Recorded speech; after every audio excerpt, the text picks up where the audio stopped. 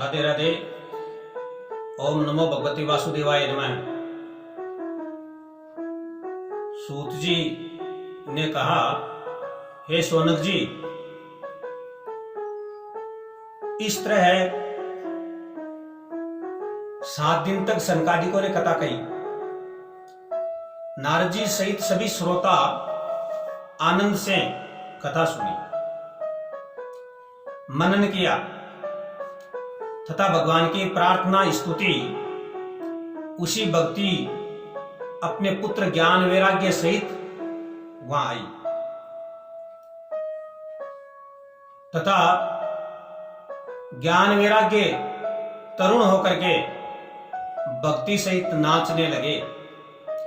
ये देखकर नारद जी ने सनकादिकों से कहा, हे मुनीश्वरों, आप लोगों ने मेरे ऊपर बहुत महती कृपा की है। संपूर्ण मनोरथ सफल हो गया। इस संसार में इस कथा से बढ़कर के कोई भी ज्ञान है नहीं, क्योंकि इस कथा को सुनने से भगवान कृष्ण की प्राप्ति होती है। वैकुंठ में रहने वाले भगवान कृष्ण की प्राप्ति हो जाती है और इसके सुनने से सब पापों का नाश हो जाता है। यह कथा धन्य है। इसके प्रभाव से भक्ति पुत्र ज्ञान और वैराग्य का वृद्धापन यानी बुढ़ापा छोड़ करके वे जवान हो गए। धन्य है। इस तरह से सभी श्रोतागण कहते रहे, धन्य यह कथा, इससे पापों का नाश होकर के ज्ञान का संचार और भक्ति की प्राप्ति की ऊर्जा शक्ति प्राप्त होती है।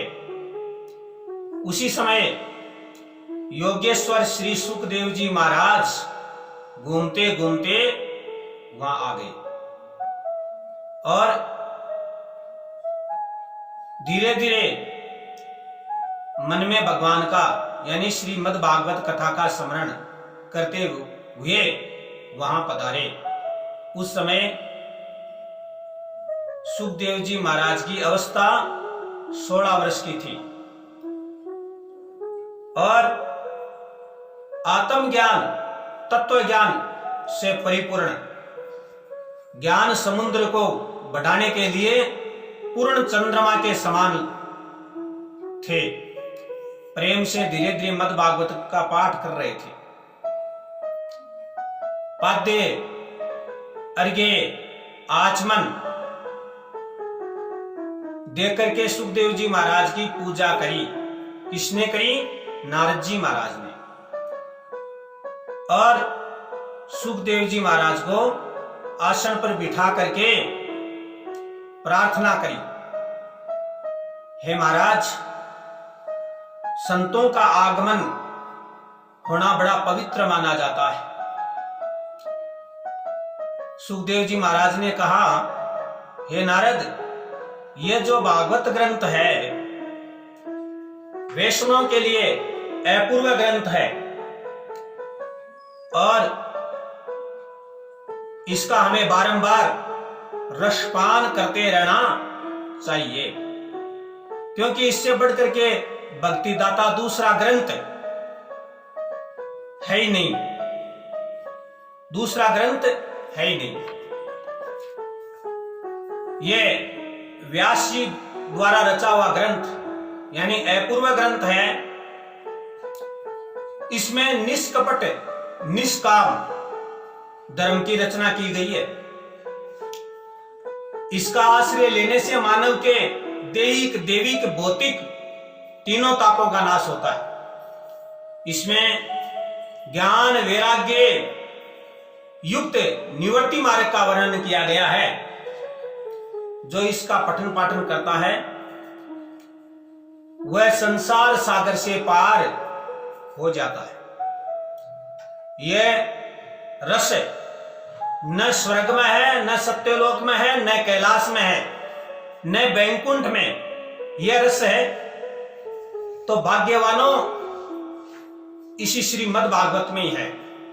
इस रस को मत छोड़ो, मत छोड़ो, आप इसका बारंबार पान करते रहो। सुखदेव जी इस तरह से सभा के बीच में कह ही रहे थे।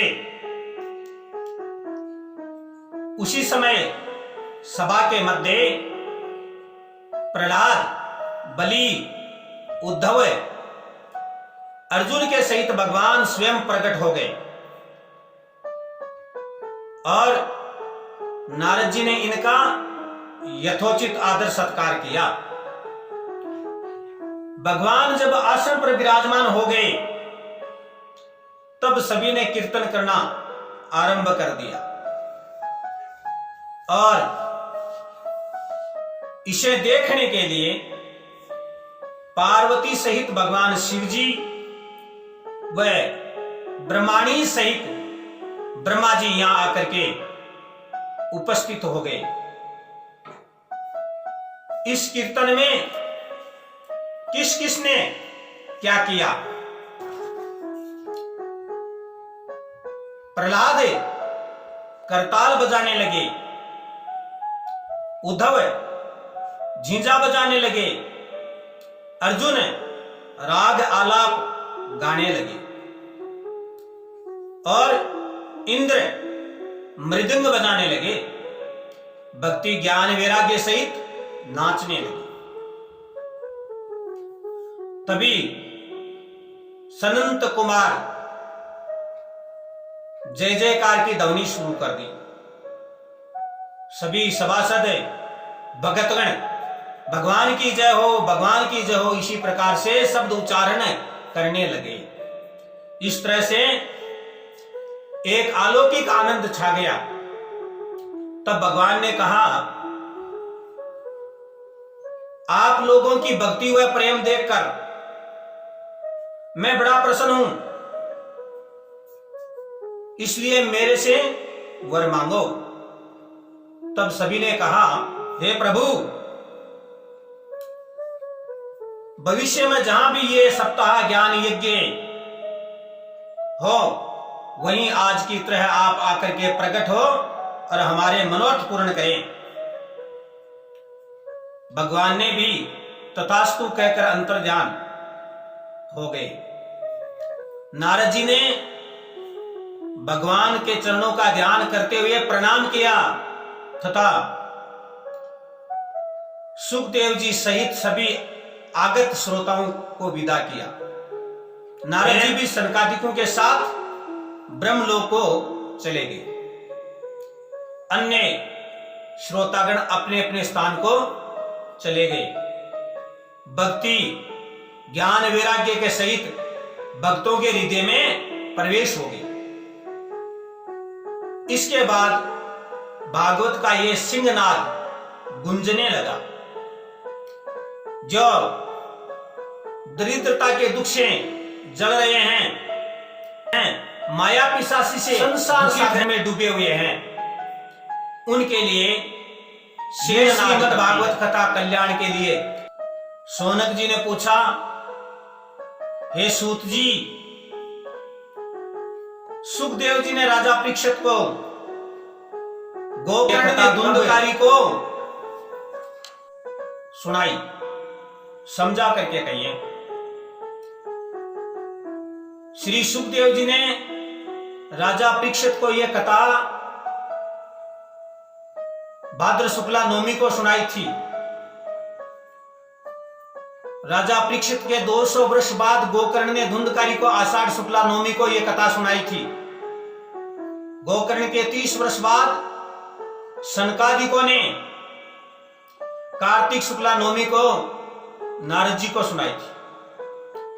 कली के 30 वर्ष बाद सुखदेव जी ने राजा परीक्षित को भाद्र शुक्ला नवमी को यह कथा सुनाई थी। राजा के 200 वर्ष बाद गोकर्ण ने धुंधकारी को आषाढ़ शुक्ला नवमी को यह कथा सुनाई थी। गोकर्ण के 30 वर्ष बाद सनकादिकों ने नारद जी को कार्तिक शुक्ला नवमी को यह कथा सुनाई थी। हे सौनक, यह कथा संसार सागर के पार करने के लिए सुंदर नौका है तथा संसार सागर के रोगग्रस्त मानवों के लिए रामबाण दवा है। इसलिए बारंबार पान करना चाहिए। इस कथा का पान करने से मनुष्य पवित्र हो जाते हैं। यमराज अपने दूतों से कहते हैं कि भगवान के भक्तों से वह सप्ताह कथा सुनने वालों से दूर रहो, कारण मैं उनको दंड देने में असमर्थ हूं। इस असार संसार में पड़े हुए विषाक्त मानवों के लिए यह कथा आद्य क्षण में भी कल्याण दात्री है। इस कथा का साक्षी राजा परीक्षित है, जो ब्रह्म शाप से मुक्त होकर मोक्ष को प्राप्त हो गया। तो एक घड़ी आदि में पुनियाद, तुलसी संगत साधु की कटे कोटि अपराध। तुलसी संगत साधु की कटे कोटि अपराध। एक घड़ी आदि में पुनियाद। साधु की संगत हो जाए, भगवान का भजन इतना ही हो जाए तो भी मनुष्य देह पवित्र हो जाती है, उसको परमात्मा की प्राप्ति होती है, शुद्ध होता है।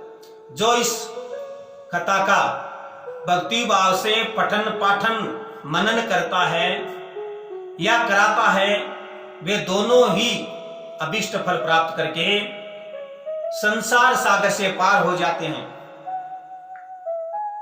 अतः हमेशा इसका सेवन करो। जिसने संसार में जन्म लेकर भागवत कथा नहीं सुनी, वह भगवान की पूजा नहीं की, ब्राह्मणों को भोजन नहीं कराया, उनका जन्म व्यर्थ है। वह मनुष्य रूप से पृथ्वी पर यानी भार रूप से पृथ्वी पर विचरण करते हैं और बिना सींग पूंछ के पशु के समान माने जाते हैं। क्यों? मनुष्य देह बड़ी दुर्लभ है, मनुष्य देह बड़ी दुर्लभ है और इस दुर्लभ देही की देवता भी याचना करते हैं। तो इस संसार में आकर के इस देही को पहचान करके व्यक्ति ने पुरुषार्थ करना चाहिए। पुरुषार्थ कर्म जो करता है इस संसार को जीत करके जाता है। अगर इस संसार में आकर के मनुष्य अधर्म करता है, न सेवन करने वाली चीजों का सेवन करता है, विषाक्त और कामांध होकर के ऐसे ही मर जाता है, उस व्यक्ति को यमलोक में भी ठोर नहीं है। वो कई कल्पों तक प्रेत की योनि भोगता है और इस संसार में सब कुछ होते हुए भी उस मनुष्य को कुछ भी उपलब्ध नहीं होता है, प्राप्त नहीं होता है। तो इसलिए ये जो संसार में दिखाई देने वाली चीजें ये मिथ्या है, मोह माया का जाल है। कितना ही पैसा कमा लो, कितना ही माल खजाना हो, कितना ही पेट मोस लो, कुछ भी मत खाओ, बक्सा के अंदर रख करके उसके ताले लगा दो। लेकिन जिस समय व्यक्ति जाएगा उस समय वो पैसा साथ नहीं जाएगा, न कोई धन दौलत माल खजाना, न इसका कोई प्रिय मित्र पुत्र साथ जाएगा। साथ जाने वाली चीज अच्छे कर्म और भगवत भक्ति है। भक्ति करके ज्ञान का सार, श्रीमद् भागवती कथा का ज्ञान का सार समझ करके इस संसार में ही उद्धार कर लो। जय श्री कृष्ण।